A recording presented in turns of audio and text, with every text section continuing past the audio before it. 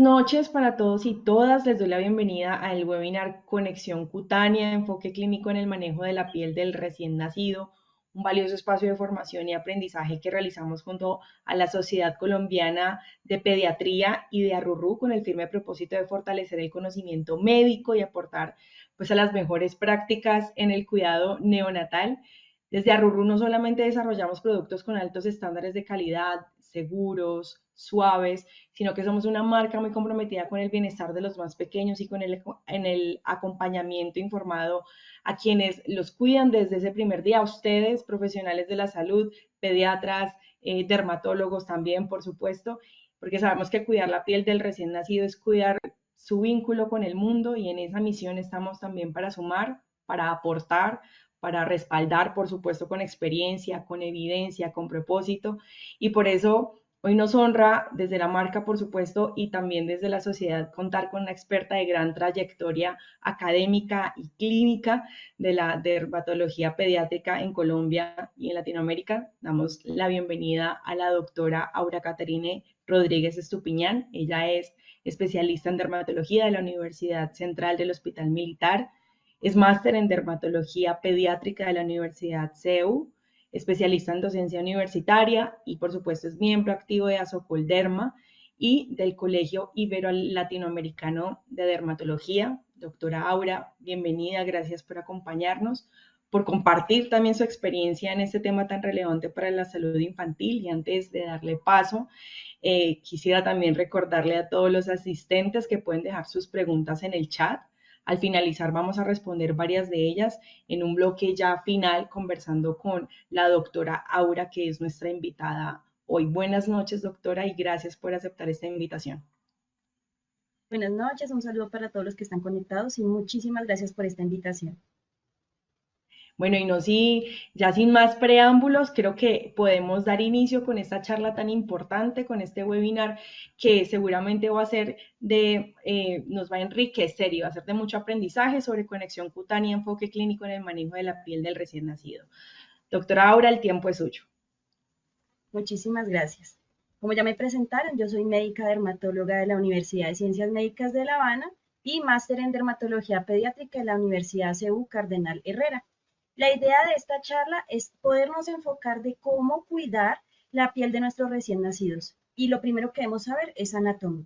La piel es el órgano más grande, más extenso del cuerpo humano, es una barrera constante entre el ambiente externo e interno y en los adultos vamos a ver que compromete aproximadamente 2 metros cuadrados y un espesor entre los 0,5 y 4 milímetros. Como explicaba anteriormente, cumple muchas funciones, pero el principal es la conexión que tenemos con el medio externo del medio interno. Aunque vemos que el recién nacido o el neonato tiene completamente madura su piel, desde el punto anatómico notamos que fisiológicamente toda la maduración se desarrolla en el periodo postnatal. Y esto es lo que voy a hablar el día de hoy, porque muchas veces en la consulta nos genera ansiedad, miedo o dudas poder saber qué tipo de productos y tratamientos podemos usar en esta etapa de la vida. La composición de la piel normal está compuesta por 3 capas, todas muy diferentes entre sí, pero cumplen una anatomía y una función que está entrelazada. Tenemos que la epidermis es derivada del ectodermo, tenemos la dermis y el tejido celular subcutáneo que hacen parte del mesodermo en el desarrollo embrionario. Y como lo explicaba anteriormente, la piel del recién nacido a término es completamente capaz de mantener la barrera cutánea por sí misma, pero hay muchas variedades o muchas diferencias con la piel del adulto y por eso necesita unos cuidados especiales para poder mantener la barrera cutánea. ¿Cuáles son las funciones de la piel normal? Especialmente en la piel del recién nacido, necesitamos funciones básicas como la termorregulación, una función adecuada de barrera cutánea, que nos ayuden en el sistema inmunológico y que nos ayuden a fotoprotección y la circulación cutánea adecuada. Esto nos va a ayudar a prevenir muchas enfermedades, que es lo que vemos nosotros normalmente en la consulta, tanto de pediatría como de dermatología pediátrica. La anatomía de la piel del recién nacido es que normalmente nosotros vemos el crecimiento durante todo el periodo de gestación, pero en los recién nacidos que nacen a término entre la semana 37 y 41 de embarazo, aunque todas las funciones están dadas, toda la parte anatómica, presentan algunos rasgos propios de su inmadurez, que es donde nosotros debemos actuar para ayudar desde la parte tópica a esta maduración de la piel del recién nacido. Normalmente, este periodo completo de maduración puede durar hasta los 2 o 4 años de edad del niño. Es un periodo muy largo en el cual nosotros podemos actuar de manera positiva.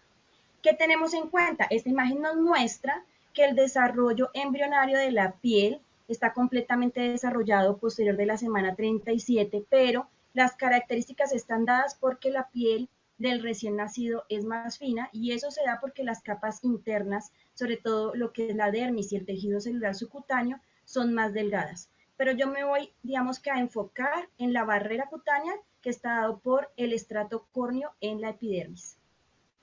¿Cuáles son las diferencias funcionales y estructurales que tenemos? Como lo podemos ver en la imagen, en la piel de los niños o los recién nacidos hay una pérdida de agua más rápida.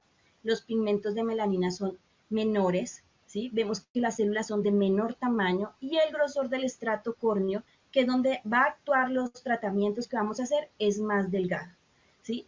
Lo que habla de la unión dermoepidérmica es plana, es menos ondulada que la del adulto y vamos a ver que las glándulas sudoríparas del recién nacido son glándulas que están más agrandadas y están más juntas, pero tienen disminución de la sudoración. Ya vemos que los niños por influjo materno tienen la sudoración en un principio elevada y luego empieza a decaer hasta que llegan a la adolescencia. Lo que les explicaba, tenemos menos cantidad de melanina, tienen un mayor contenido de agua en la piel del recién nacido, pero a pesar de tener mayor contenido de agua, hay menor concentración del factor hidratante natural y esto es lo que produce los eczemas a largo plazo. Un punto muy importante y en el que voy a hablar más adelante es el pH. El pH de la piel del recién nacido es más alcalino que el del adulto y esto hace que el microbioma de la piel se altere produciendo irritaciones, eczemas e infecciones. Y la permeabilidad en el recién nacido está aumentado porque la mayoría de sustancias liposolubles son absorbidas por las capas superficiales del estrato córneo y esto está dado porque tenemos un mayor área de superficie corporal respecto al peso del recién nacido. El sistema inmunitario pues es menor porque estamos en un desarrollo constante del sistema inmunitario y aunque el microbioma es igual, vamos a ver que hay aumento de ciertas cepas de estafilococos, protobacterias y bacteroides en la piel del recién nacido. Entonces, ¿cuáles son las funciones principales de la piel en el recién nacido? Primero, y el más importante de todos, cumplir una buena función de barrera. Y esto, como lo venía explicando anteriormente, se produce en el estrato córneo. La barrera cutánea empieza a formarse desde el primer trimestre y termina en la formación del dermis caseoso, que es algo que yo sé que los pediatras manejan espectacularmente, pero hay algunos puntos que debemos tener en cuenta. Para poder tener esa barrera cutánea completamente sana, equilibrada, vamos a manejar 3 puntos y de esto se va a basar la charla porque si mantenemos la homeostasis de estos 3 puntos, la barrera cutánea del recién nacido va a estar en óptimas condiciones. El primero es mantener la pérdida transepidérmica de agua. Lo que hace la pérdida transepidérmica de agua es que las células o las láminas intercelulares del estrato córneo se mantengan y cómo se mantienen o por qué están formadas. Entonces tenemos las ceramidas, el colesterol y los ácidos grasos. El segundo punto que debemos mantener es la hidratación de este estrato córneo. ¿Cómo se mantiene? Con el factor natural de humectación, que este está derivado de la filagrina. Y la filagrina es una de las principales alteraciones en los pacientes con dermatitis atópica y aquí comprendemos por qué todo esto es un conjunto que debe tener un equilibrio especial. Y el tercero es mantener un buen pH de la barrera cutánea. Y esto se deriva de la sudoración, del sebo, de factores endógenos y están dados o mantenidos por ácidos como los ácidos grasos, el láctico, el urocánico y los iones de hidrógeno. La barrera cutánea es como una pared de ladrillos y cementos, eso es lo que nos han enseñado siempre y así es que se lo explicamos a los pacientes. Los corneocitos actúan como ladrillos que están adheridos por los lípidos y este es un punto muy importante porque en el recién nacido se pierden muchos lípidos cuando pasamos del ambiente intrauterino al ambiente externo normal y por eso es importante tenerlo presente a la hora de las formulaciones de tratamientos hidratantes o limpiadores. Y esta barrera nos permite un equilibrio activo entre la absorción de sustancias del exterior y la salida de sustancias del interior, principalmente el agua, que es lo que nosotros queremos mantener en el recién nacido. El segundo punto es la termorregulación. La termorregulación se da a través o se mantiene a través de la pérdida transepidérmica de agua y es un indicador de barrera cutánea. Entonces, si nosotros tenemos piel seca, hay pérdida de la termorregulación y esto se traduce en eczema o descamación. Cuando hay un aumento de esa pérdida transepidérmica de agua, vemos infecciones. Realmente lo que primero notamos, hay una alteración de esta barrera y produce infecciones en nuestro recién nacido. Y lo que les estaba explicando anteriormente, la secreción sebácea es muy cercana al nacimiento a la del adulto por el influjo de las hormonas maternas, pero esto va disminuyendo al pasar el tiempo hasta llegar a la adolescencia. A partir de las 34 semanas de gestación, los bebés tienen una pérdida transepidérmica de agua 2 veces mayor que la de los adultos y esos valores son más altos al nacer en áreas como los antebrazos, las palmas, las plantas y la región inguinal, y nos damos cuenta que la zona más alta de esta pérdida transepidérmica de agua es la zona del pañal, lo cual puede afectar la barrera cutánea y también es un punto importante que podamos manejar la zona del pañal para evitar eczemas, irritaciones o infecciones de esta área, que también es una consulta muy común. Otro punto que debemos mantener es el factor natural de hidratación. Entonces, este factor está constituido dentro del estrato córneo y capta la humedad del ambiente.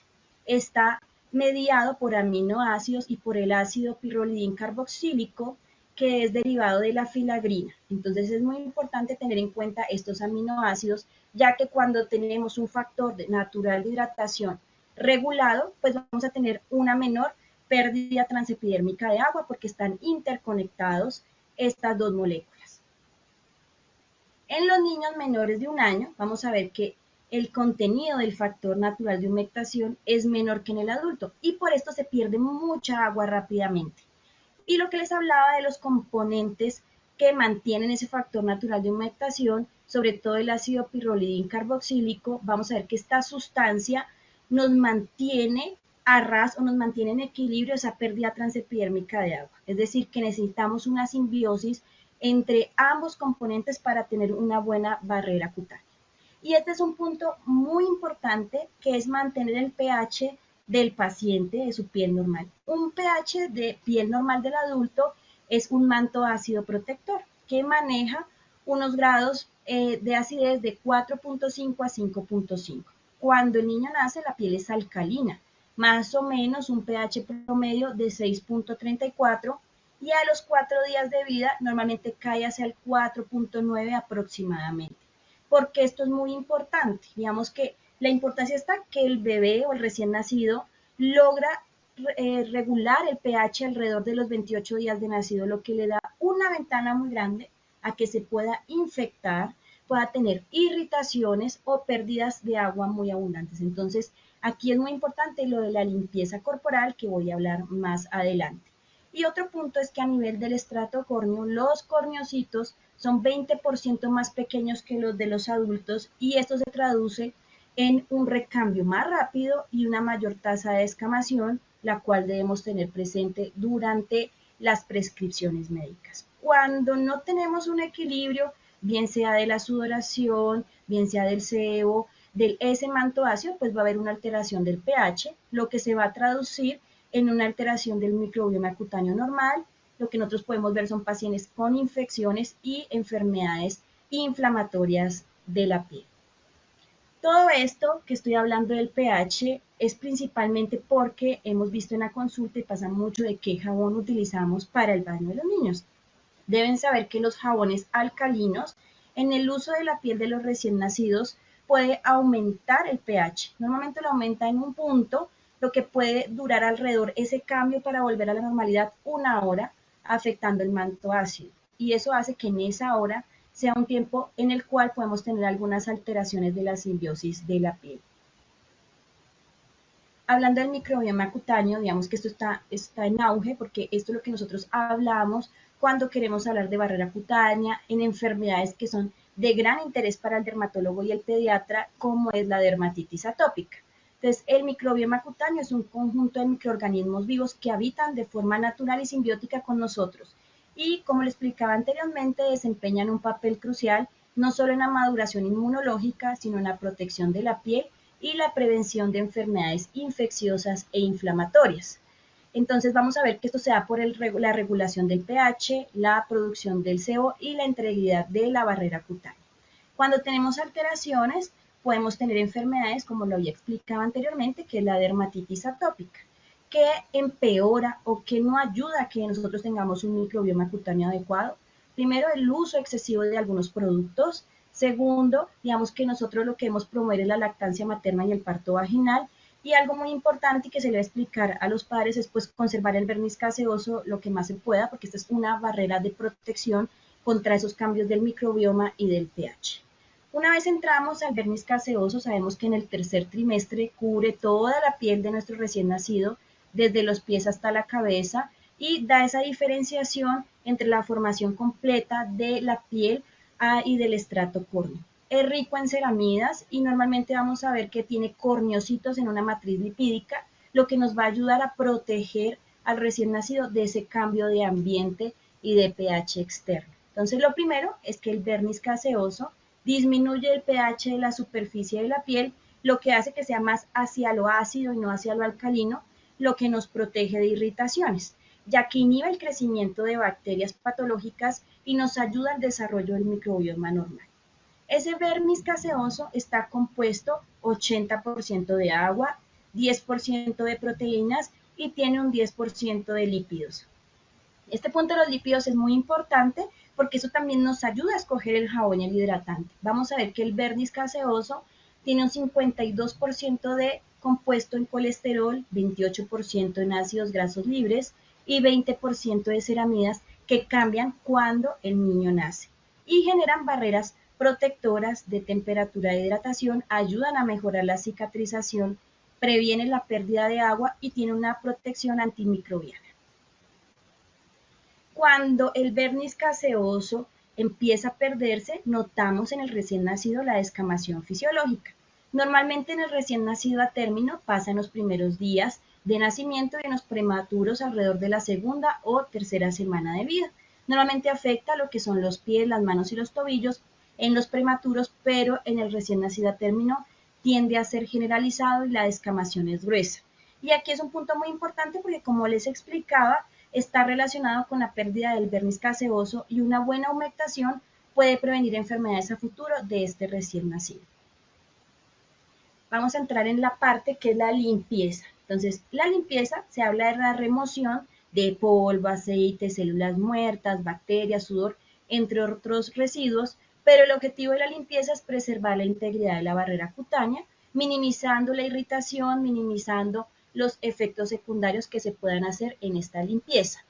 No sé si sabían, pero durante el cuidado rutinario del recién nacido, se tiene un aproximado de que los padres usan 8 productos o medicamentos vendidos en farmacias durante el primer mes de vida para el cuidado del recién nacido durante la limpieza y la hidratación. Si nosotros no los guiamos, les damos un buen consejo de qué tipo de productos usar, podemos tener desenlaces de pieles irritadas, dermatitis, infecciones o cicatrices en algunos casos cuando las enfermedades inflamatorias son severas. Lo que les explicaba de la selección del jabón, un jabón neutro, que es lo que utilizamos normalmente, aumenta en 1 el pH del recién nacido durante 60 minutos y los jabones alcalinos lo pueden aumentar hasta por más de 24 horas. Quiere decir que hay un espacio, una ventana de 24 horas donde el pH cambia totalmente y es una puerta de entrada para infecciones y alteraciones inflamatorias. Por eso nosotros no recomendamos ni el uso de jabones neutros ni alcalinos para la limpieza de los recién nacidos, sobre todo en niños que tienen predisposición atópica, porque estas variaciones del pH alteran completamente la microbiota cutánea normal. ¿Cuándo debemos hacer el primer baño? Ustedes lo saben mejor que yo. Cuando el recién nacido tenga estables sus signos vitales, tenga estabilidad térmica y cardiorrespiratoria, lo que dice la Organización Mundial de la Salud es hacerlo después de las 6 horas de vida. Pero si lo hacemos inadecuadamente, los baños pueden ser nocivos porque la piel del recién nacido absorbe muy rápidamente los productos, que pueden ser irritantes, se puede generar hipotermia o alteración de los signos vitales. Entonces viene la otra opción, pues bañémoslo solo con agua. Tampoco es una opción bañarlo solo con agua, ya que la pérdida por la limpieza con agua puede hacer que haya resequedad, puede causar irritación en la piel y no es eficaz para eliminar sustancias que tengan grasa en la piel, sobre todo los lípidos contenidos en la materia fecal. ¿Qué debe contener o qué debemos revisar dentro de un limpiador? Primero, el surfactante. Existen varios tipos de surfactantes que son las sustancias que le permiten al limpiador mezclar el agua con las grasas para hacer un barrido y hacer la limpieza adecuada. ¿Cuáles recomendamos dermatológicamente? Los de tipo no iónicos o anfóteros, ya que mantienen un pH estable, son más suaves y bajan la irritación de la barrera cutánea. Recomendaciones en general para el baño. Se recomienda que el baño sea a temperatura ambiente, a temperatura corporal, para que no haya pérdida de temperatura. Segundo, están contraindicados lo que les estaba hablando de jabones neutros o alcalinos. Evitar el uso de esponjas. Hacemos lavados cortos o baños cortos en los que utilizamos la yemita de los dedos. No utilizamos toallas ni esponjas. Y lo importante, lo que más se sugiere es el tiempo del baño. Un promedio de 5 a 10 minutos es un baño rápido, ya que los baños que duran más de este tiempo pueden producir maceración y resequedad. Y lo ideal es que fuera un baño en bañera, porque es más seguro para los bebés. Lo que se indica es que el niño esté sentado y que el agua esté por encima de las caderas, más o menos a unos 5 centímetros, ya que esto ayuda a controlar la temperatura y disminuye la pérdida de calor por evaporación. Muchos padres nos preguntan, ¿debo bañar el niño todos los días o no se baña todos los días? La recomendación es, puedes bañarlo todos los días, pero también existen los baños 3 veces por semana, siempre y cuando se haga una higienización adecuada de los pliegues, la cara, el área del pañal y el cordón umbilical. Entonces, aquí vamos a hablar de la primera pregunta que vamos a hacerle a ustedes como público, que va a aparecer en nuestra aplicación. ¿Listo? Entonces, la pregunta dice, ¿sabe cuál es la principal diferencia entre un jabón tradicional y un Sindet?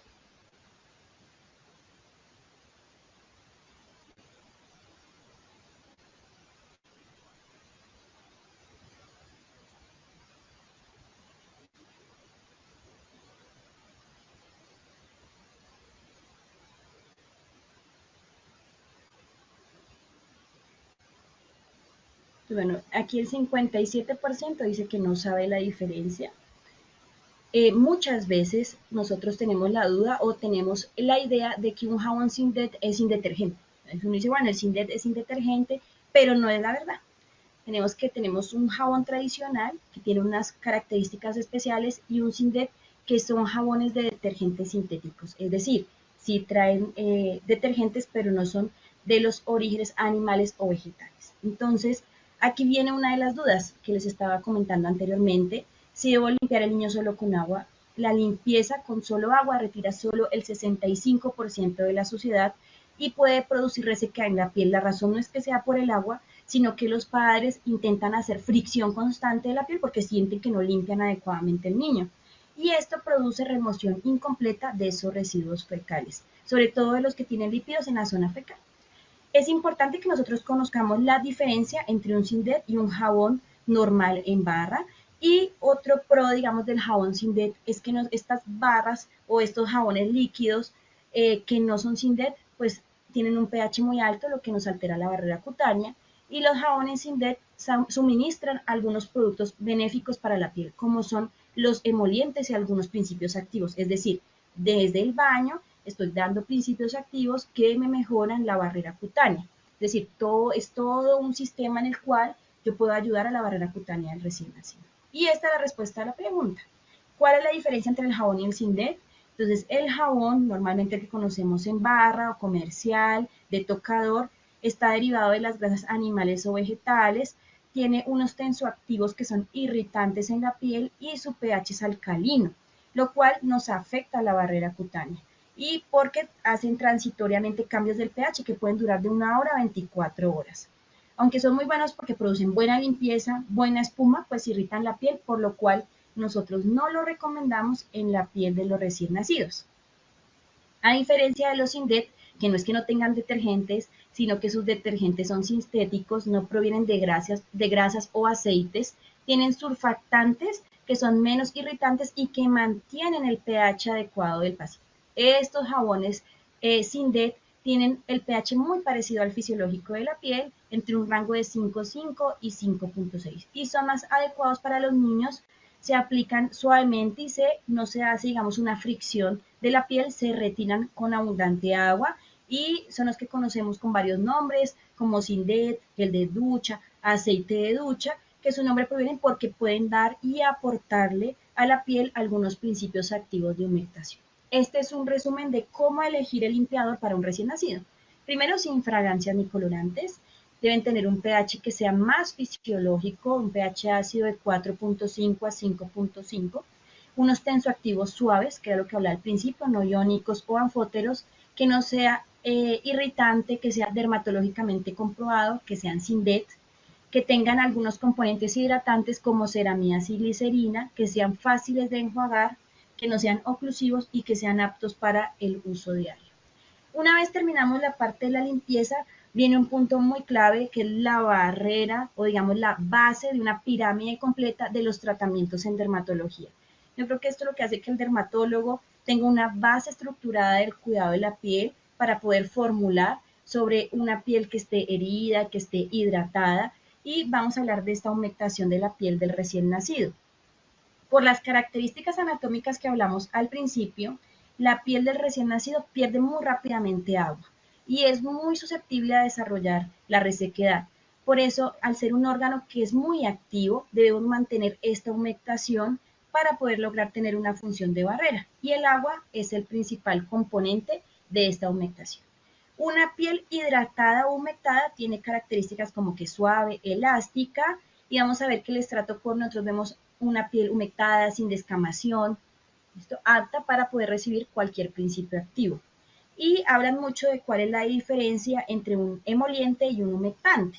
Entonces, los humectantes mantienen la barrera cutánea, evitando la pérdida transepidérmica de agua, pero no le aportan nada a nuestra piel. Los emolientes son sustancias ricas en lípidos que, además de proporcionar humectación, tienen el objetivo de llevar productos a diferentes capas de la piel, previenen la pérdida de agua y preservan la integridad de la barrera cutánea, sobre todo el estrato córneo. Cuando tenemos disfunciones de la barrera, pues, y hay alteraciones entre esta simbiosis, se va a manifestar en eczema. ¿Cuáles son los principios anatómicos que nos ayudan a que la absorción de estos productos en el recién nacido sean diferentes en el adulto? Primero, la anatomía. Ya hablamos que tenemos menos células, el estrato córneo es más delgado, digamos, toda la parte de absorción es más rápida por la superficie de área corporal comparada con el peso del recién nacido. Lo segundo es la cinética. La cinética es el recambio del estrato córneo en un adulto, puede ir de los 30 a 45 días, pero en el recién nacido se lleva a los 14 días. Ese recambio es muy rápido, por lo cual nosotros debemos tener los productos adecuados para ayudar a preservar esa barrera. También la región anatómica. No es lo mismo colocar una crema, una loción, una emulsión en áreas donde hay mayor absorción, como son las ingles, las axilas, la cara, o áreas de menor absorción. No puedo colocar ciertos productos porque no van a hacer ningún efecto, sobre todo en áreas como los codos, las rodillas, las palmas y las plantas. Y la temperatura ayuda porque el aumento de la vasodilatación ayuda a la difusión pasiva de diferentes productos que vamos a utilizar. Y aquí viene un punto que es un principio activo. No es lo mismo tener una crema, un emoliente, un ungüento que no tengan principios activos o productos que tienen principios activos. El principio activo es el medicamento, ¿sí? Es cómo envío la cantidad de medicamento o la sustancia que va a ejercer una acción directa sobre la piel. Y aquí viene un punto muy importante para los padres, y es que piensan que por aplicar una capa más gruesa, pues el producto va a ser mejor. Y realmente el grosor de la capa que apliquen de la crema no influye en la capacidad de absorción o penetración del principio activo. La cantidad del principio activo sí depende de la cantidad de aplicaciones, es decir, la concentración es lo que define el tipo de penetración en optimización de la barrera cutánea. El estrato córneo es muy bonito y muy inteligente porque actúa como un reservorio del principio activo, no lo entrega completamente en una sola pasada, o sea, apenas aplico el producto no lo entrega, sino es progresivo y gradual, porque llega hasta las capas más profundas de la piel. Normalmente los productos o medicamentos que tienen principios activos recomendamos 2 aplicaciones diarias.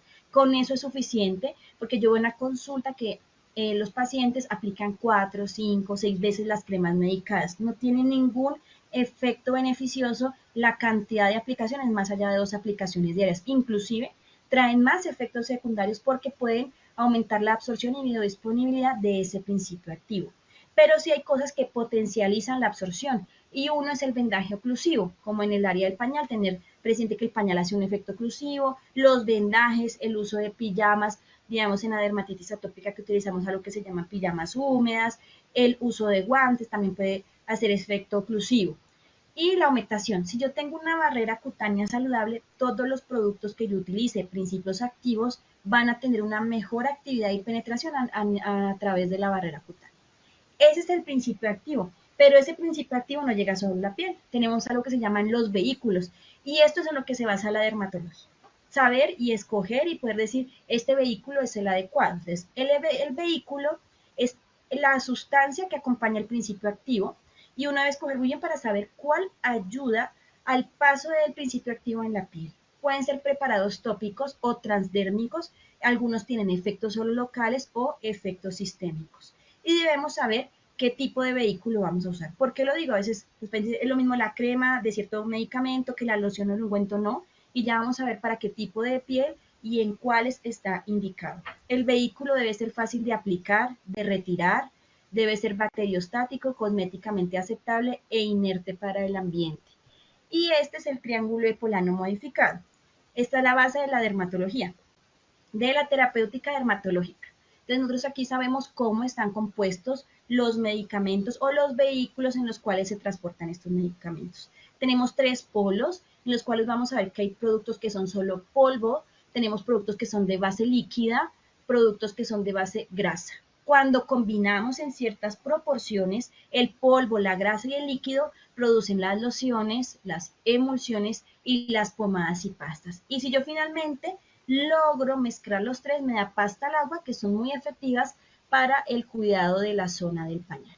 Entonces vamos a empezar con el ungüento. El ungüento no contiene nada de agua, es un producto exclusivamente realizado con grasa y tiene una acción oclusiva o emoliente.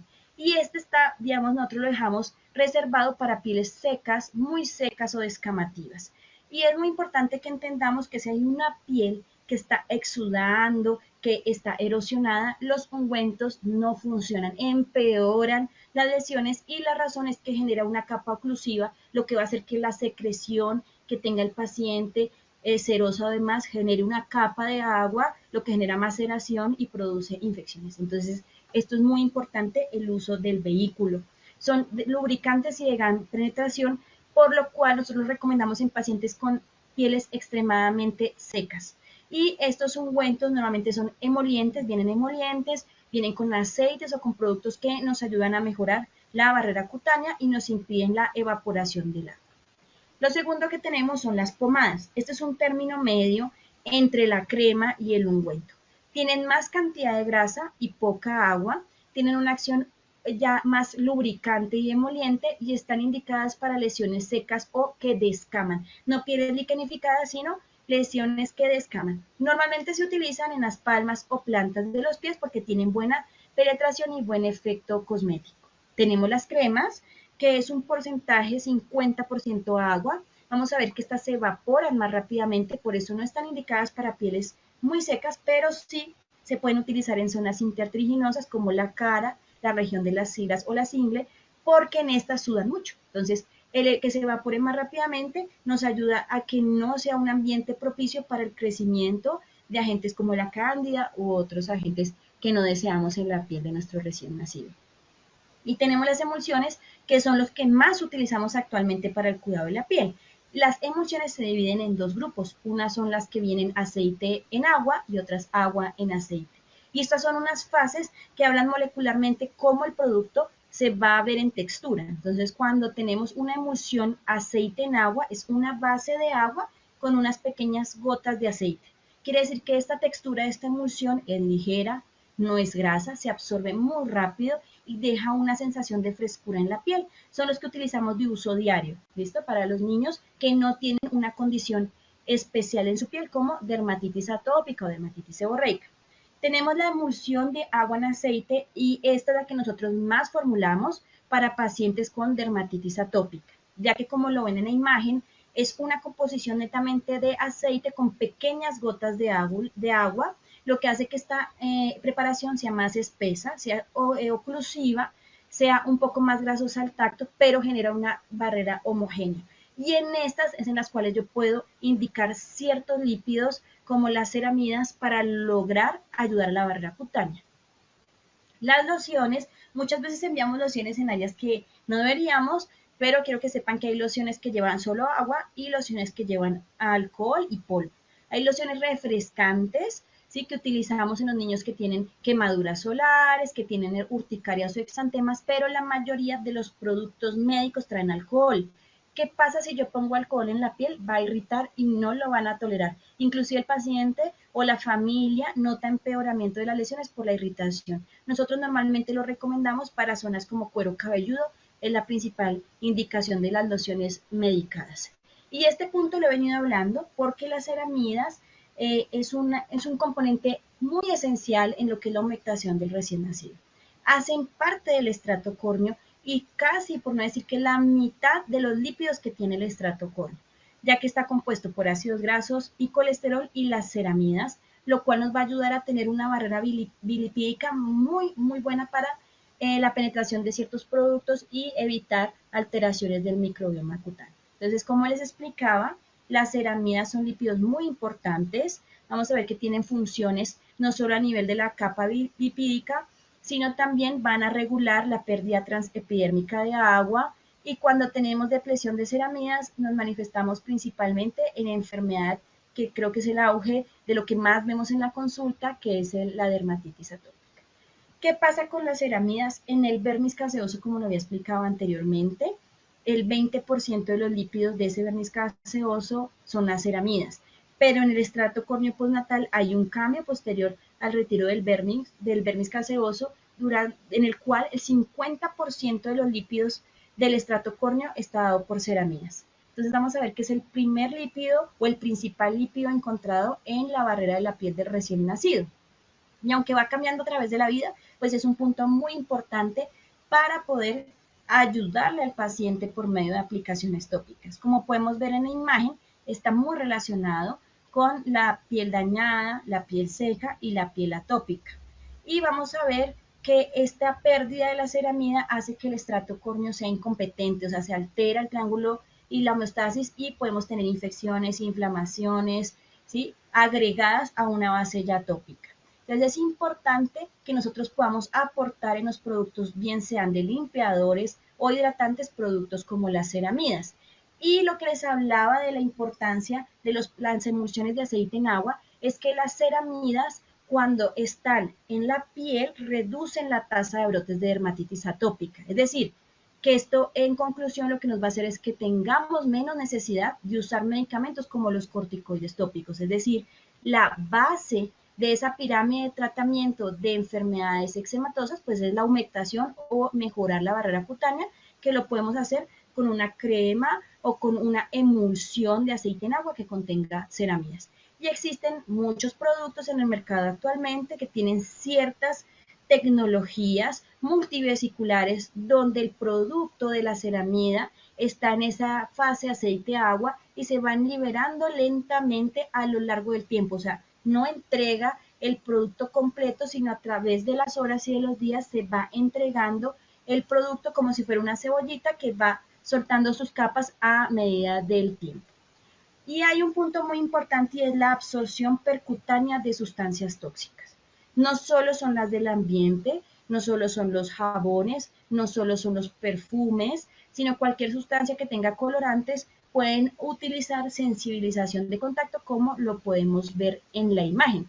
Y los factores que ya he venido comentando que aumentan esa absorción percutánea del recién nacido, pues son las capas más delgadas, que tenemos más lípidos en la piel del recién nacido y que la superficie corporal es mayor respecto al peso del recién nacido. Tenemos mayor contenido de agua, tenemos zonas específicas donde hay mayor absorción de los productos y tenemos una inmadurez hepática y renal, lo que hace que se aumente la toxicidad por acumulación y absorción. Y otro punto que yo lo que es como a favor o desfavor de acuerdo a cómo lo veamos es la oclusión, porque en áreas como el pañal o en otras áreas los productos tienen mayor penetración porque sin quererlo, pues la oclusión aumenta esta penetración. Entonces, bueno, la pregunta número 2 que habla sobre el uso de corticoides, normalmente los utilizamos de rutina en las consultas de pediatría y dermatología porque hacen parte de ciertos tratamientos para ciertas enfermedades. Entonces, la mayoría en su práctica médica sí utiliza los corticoides como parte de los tratamientos para las afecciones dermatológicas.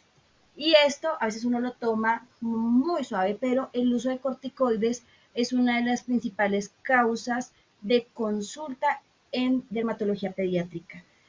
La primera es la dermatitis atópica, pero muchas veces tenemos efectos secundarios por el uso de corticoides tópicos. Tenemos efectos secundarios locales y tenemos efectos secundarios sistémicos. Los principales que vemos por el uso de corticoides es la atrofia cutánea, donde podemos ver estrías y telangiectasias. Pueden haber infecciones secundarias al uso de corticoides tópicos y una de nuestras consultas más frecuentes que es la dermatitis perioral. Son brotes periorificiales en los cuales el corticoide los empeora y se vuelve un ciclo de no acabar. El papá ve el brote, aplica el corticoide, esto lo empeora, al suspenderlo hace rebotes y es una de las principales causas que tenemos en consulta, así como los retardos de la cicatrización. Ahora, los efectos secundarios sistémicos, puede haber una supresión del eje hipotálamo hipófisis adrenal, síndrome de Cushing iatrogénico, aunque no es común, puede existir, alteraciones del crecimiento, hipertensión, alteraciones inmunológicas e hiperglucemia por el uso de corticoides tópicos. ¿Cuál es el mensaje y las recomendaciones? Evitar el uso empírico. Si no tenemos un diagnóstico, no los usemos. Derivemos al dermatólogo, manejemos la barrera cutánea, consultemos nuevamente al paciente, citémoslo, miremos si con solo mejorar la barrera cutánea mejora la afección por la que consulta. Lo segundo, utilizar la mínima potencia efectiva. Nosotros recomendamos los soft esteroides para áreas como cara, axilas, genitales, en las zonas donde hay mayor absorción. Evitar usar corticoides en áreas extensas del cuerpo. Evitar o, digamos, nosotros estar muy pendientes de los signos de toxicidad sistémica y lo más importante, y yo creo que eso lo hacemos todos en nuestra consulta y si no lo estamos haciendo es como el mensaje, explicarle a los papás que los corticoides no son una crema de cambio de pañal. Muchos llegan diciendo es que yo utilizo esta crema como protectora del pañal y son corticoides de alta potencia en una zona oclusiva que pueden producir atrofia de estrías, que es lo que estamos viendo en la consulta. Ya hablando de cuidados generales, en el cuidado del cordón umbilical, solo recordar que existen dos maneras. Uno, del cuidado. Una, cuando el recién nacido nace en un entorno de baja mortalidad neonatal, lo que recomendamos es la limpieza y secado con jabones Sindet. Y cuando nacen en un entorno con alta mortalidad neonatal, el uso de clorexidina para la limpieza está indicado durante la primera semana de vida. En cuanto al área del pañal, recuerden que es un área que es muy agresiva por la oclusión, es muy húmeda, hay una fricción constante entre lípidos, ácidos, el pañal y hay una activación enzimática constante por las lipasas y proteasas que tiene la orina y la materia fecal, lo que afecta el pH más de esa zona y por ende alteraciones del microbioma cutáneo, lo que se traduce en proliferación de microorganismos como bacterias o microorganismos como la cándida albicans. ¿Listo? Entonces, en esta área también es importante el uso de jabones, el mismo del cuerpo, jabones que tengan un pH más ácido, 4,5 a 5,5, utilizar productos adecuados. Aquí nosotros recomendamos las pastas, los ungüentos en estas áreas porque tienen mejor adherencia y oclusión y nos ayudan a que el principio activo actúe. Entonces, los principios activos son el óxido de zinc, la lanolina, la simeticona, nos ayudan a mejorar la barrera cutánea. Nunca tener de más, pues el ABCD del cuidado del pañal, mantener la área ventilada, utilizar las pastas, las pomadas utilizadas o los ungüentos para cada cambio del pañal, mantener limpia la zona, usar pañales absorbentes y evitar por favor el talco, la maicena y los corticoides de uso habitual en estas zonas de oclusión. Finalmente, el punto clave para el cual se hizo esta conferencia es que la piel del recién nacido no solo es una barrera cutánea, es un escudo de vida, ¿sí? Y es muy importante que nosotros, desde la parte de la consulta, la atención primaria, podamos ayudar a esta barrera. Por eso, aunque parezca sencillo, elegir un limpiador y un humectante no es un detalle cosmético, no es algo de que el niño se vea bien, no es un detalle cosmético del dermatólogo, del pediatra, es una decisión clínica con la cual nosotros podemos cambiar toda la evolución clínica de un paciente, podemos fortalecer su salud y su bienestar desde el primer día de vida. Y les quería dejar esta imagen. Nosotros tenemos una academia muy grande con médicos generales, médicos especialistas, siempre guiados por dermatólogos. Se llama Skin Master Academy. Aquí está el código QR para que se puedan unir. Este es un proyecto en el cual nosotros ayudamos desde la dermatología a todos los que tengan preguntas sobre sus pacientes en consulta, en atención primaria. Recuerde que no hay ninguna pregunta que no sea válida. Y en este es un sitio donde tenemos más de 300 personas, como les digo, de diferentes áreas, dermatología pediátrica, dermatología de adultos, dermatología oncológica, dentro de las cuales nosotros podemos ayudar. Están cordialmente invitados. Ahí está el código QR para que se puedan unir a esta sociedad tan linda como es Skin Master. Muchísimas gracias por la atención. Fue un gusto para mí poder dictar esta charla.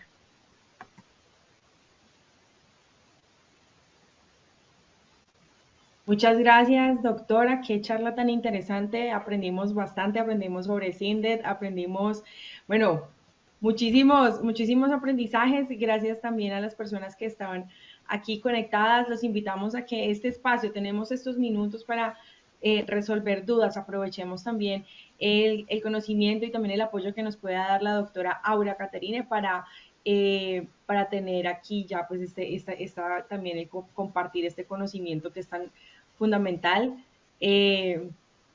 Yo veo que hay una mano alzada, no sé si Luzaida quiera también compartir allí en el chat. Aquí tenemos un cuadrito que tiene un signo de interrogación y allí pueden dejar todas las dudas que tengan.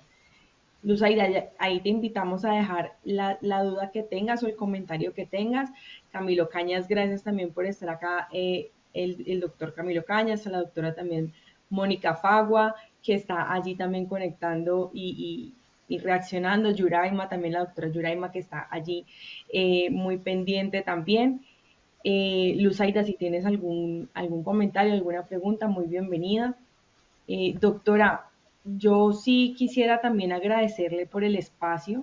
De pronto, si hay alguna recomendación final para, de pronto, no sé, casos especiales de la piel, no sé si aquí pensando de pronto recordando casos específicos de mamás o de una dermatitis o de pronto, por ejemplo, por el exceso, no sé, un exceso, un contacto en exceso con el pañal, o sea, ¿qué recomendaciones también nos puedes dar allí mientras de pronto las personas y los especialistas que están aquí conectados tienen preguntas y las comparten? Perfecto, entonces mire, la principal causa de atención en dermatología pediátrica son los eczemas. Dentro de los eczemas tenemos la dermatitis atópica, dermatitis del área del pañal, eczema seborreico del lactante. Lo principal es manejar todo un conjunto. Yo creo que en estas enfermedades o en estas condiciones, más que enfermedad, porque son condiciones a largo plazo, tenemos que ser muy específicos o muy especiales en el tema del cuidado de la piel en general. No solo son los medicamentos, sino son lo que hacemos de tratamiento de mantenimiento. Y esto incluye los jabones. Muchas veces llegan a consulta pacientes que los papás no usan jabón por miedo a que se irriten, el paciente no tolera, lloran mucho durante el baño. Entonces es importante manejar esta barrera cutánea. O sea, la principal base de casi todas las eczemas es mantener la barrera cutánea, como lo está diciendo, un buen limpiador, una buena crema o emoliente, más bien un emoliente adecuado para cada tipo de piel. Lo que yo siempre digo, no es una receta de cocina, no es que yo envíe a todos el mismo producto, hay que ver las características, primero socioeconómicas de la familia, segundo las características propias del paciente que estamos viendo.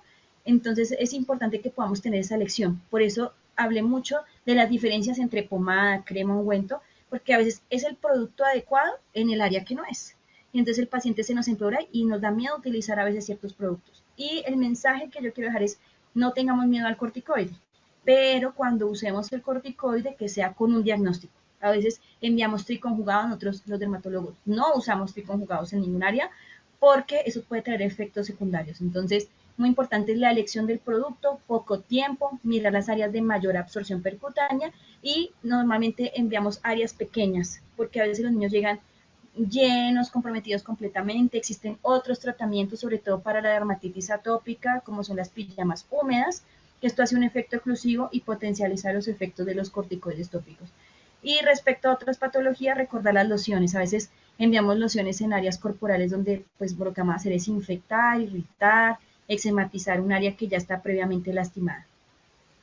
Interesante. De hecho, creo que con esto también respondemos a la pregunta de la doctora Ángela María Solano, que dice, por favor, recomendaciones para manejo de dermatitis seborreica en lactantes. Creo que con esto alcanzamos a cubrir. ¿Hay algo que quieras adicionar? Entonces, mire, la dermatitis seborreica del lactante, primero, no es indicativo, y todos lo sabemos, de suspender la lactancia materna. Muchas veces suspendemos la lactancia materna, pero sabemos que el influjo hormonal materno hace que las glándulas sebáceas, creo que estábamos hablando, tengan un mayor componente en los primeros meses o días de vida. Entonces, las recomendaciones, aparte de lo que es la barrera cutánea, en estos niños que son dermatitis seborreica del cuero cabelludo, o sea, lo que hablamos de costra láctea, utilizamos lociones de corticoide, pocos días, 10 a 15 gotas en las noches, y utilizamos champús medicados en estos casos que debemos diluir en agua, no se pueden aplicar productos, digamos, directamente en la piel del niño, sobre todo en la zona del cuero cabelludo. Cuando hablamos de dermatitis seborreica infantil en zonas faciales y corporales, está pues primero el manejo de la barrera cutánea y el uso de corticoides por periodos muy cortos. Y yo hablo de soft esteroides porque son productos que no son halogenados, quiere decir que tienen menos efecto secundario como la atrofia, o sea, se demoran más en hacer esos efectos como atrofia y estrías. ¿Listo? Entonces, voy a decir el nombre médico de esos componentes. Tenemos desonida, tenemos prednicarbato y aceponato de metilprednisolona disponibles en el país para el uso de esos niños pequeños en los cuales están contraindicados otros tratamientos. Y Hay bueno, había una, acá una pregunta pendiente, que era la segunda pregunta, que era el uso de corticoides, y normalmente ustedes lo usan durante su práctica clínica. Entonces, no sé si podemos colocar la pregunta para saber qué opina el público. Y normalmente ustedes en su consulta utilizan corticoides.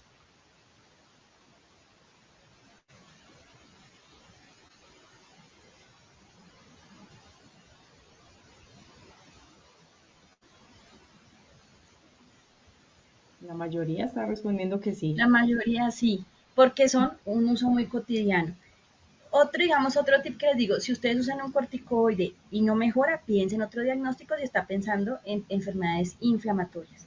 Porque a veces uno se queda con las tiñas faciales, por ejemplo, es muy común en los niños pequeños, vemos que les ponen corticoides de alta potencia, moderada potencia, 5 o 6 meses. Si el niño no mejora, de acuerdo al diagnóstico que usted tenga, piense en otro diagnóstico y evite el uso prolongado de estos corticoides. Que además muchos son de venta libre, entonces los papás ya tienen una idea de cuál utilizar y empiezan a aplicarlos, digamos, indiscriminadamente en cara, genitales, y pues llegan con problemas a la consulta.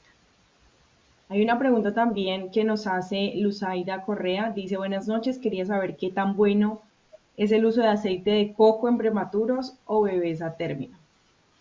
Entonces, el aceite de coco es muy bueno en muchas condiciones dermatológicas, no solo en los prematuros o recién nacidos a término, sí lo recomendamos, pero sobre todo para áreas que sean muy escamosas. Muchas veces los pacientes, digamos, por la falta económica de poder comprar un producto dermatológico, se pueden hacer preparaciones de vaselina con aceites. Eso se hace 50-50, mitad vaselina, a veces utilizamos 3 o 4 gotas de diferentes aceites, normalmente aceites como que pues no sean de origen vegetal, es como lo que más utilizamos y nos ayudan a aumentar, entonces no están contraindicados. Y en ciertos pacientes, digamos más grandes, no de neonatos, sino infantiles, en los cuales tienen enfermedades tumorales como la micosis fungoide, está recomendable aceite de coco como parte de los tratamientos y en los adultos también.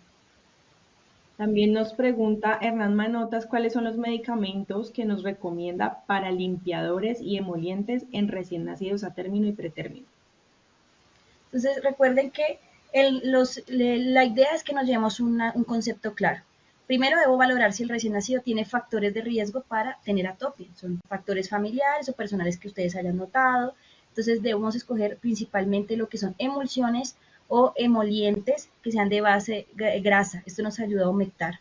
Creo que es lo principal. Y el limpiador, lo que no debemos usar, creo que lo que debe quedar claro es no utilizar jabones de tocador, los que son alcalinos o de pH neutro, que son los que venden comercialmente. No es que sean malos, pero hablamos de que cambian el pH transitorio en un niño que está en un proceso de maduración y que se puede infectar o colonizar en el ambiente. Entonces utilizamos son productos que sean más estables, que contengan algunos productos como las ceramidas o que tengan principios activos, la anolina, otro tipo de productos que nos ayuden a aumentar la barrera cutánea, no solo cuando lo aplica, sino ustedes se dan cuenta, por ejemplo, en el grado de las ceramidas, ellos se van depositando, son, digamos, patentes multivesiculares que con las horas van ayudando a penetrar más y más la barrera cutánea.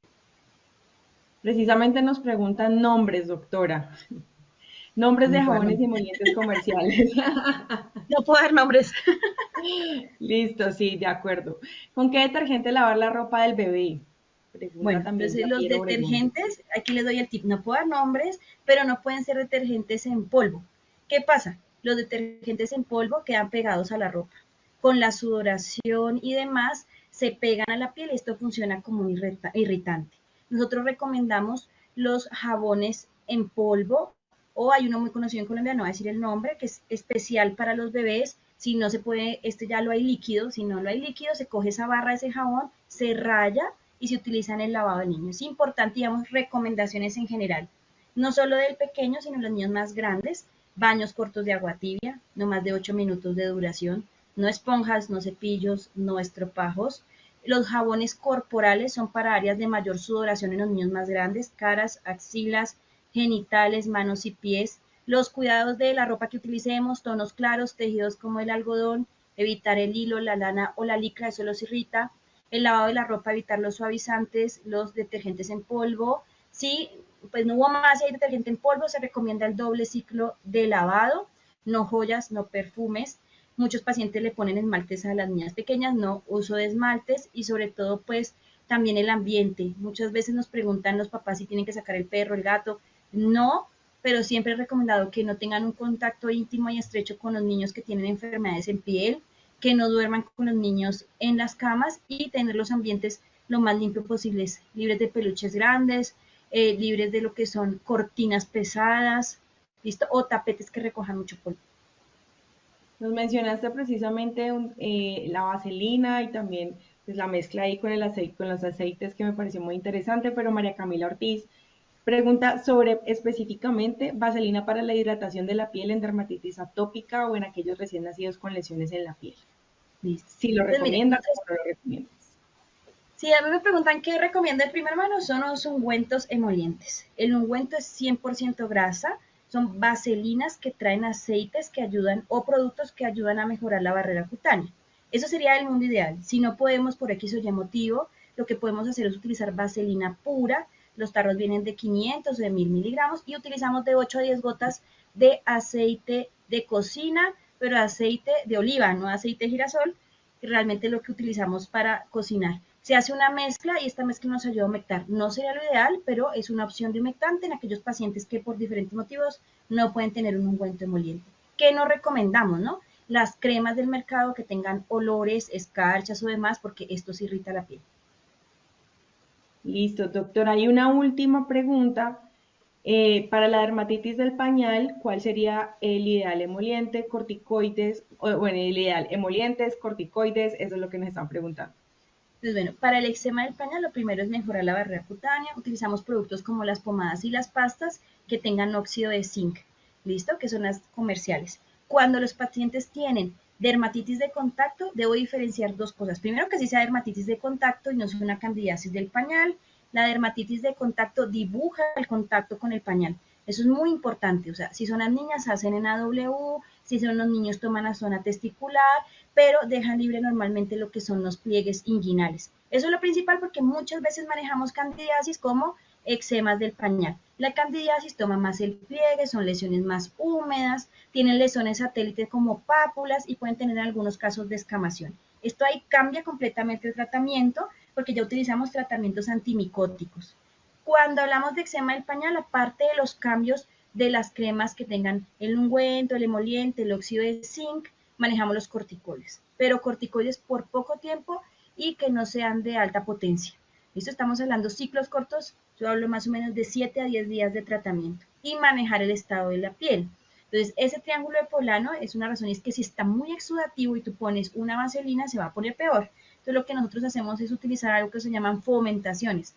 ¿Y eso qué es? Coger gasas estériles, humedecerlas con solución salina y colocarlas en las áreas que estén más rojas. Esto hace evaporación, digamos, quita costras y quita eritema y dolor. Esto nos ayuda a que cuando la piel esté mejor, esto se hace por unos 5 días. Lo que yo hago es dejarle al paciente, bueno, al familiar, que humedezcamos las gasas, coloquemos sobre las lesiones por 5 minutos 2 veces al día por 5 días y luego iniciar la crema medicada y con esto de mejorar. Pero siempre, siempre, siempre que enviamos un corticoide debo tener un diagnóstico.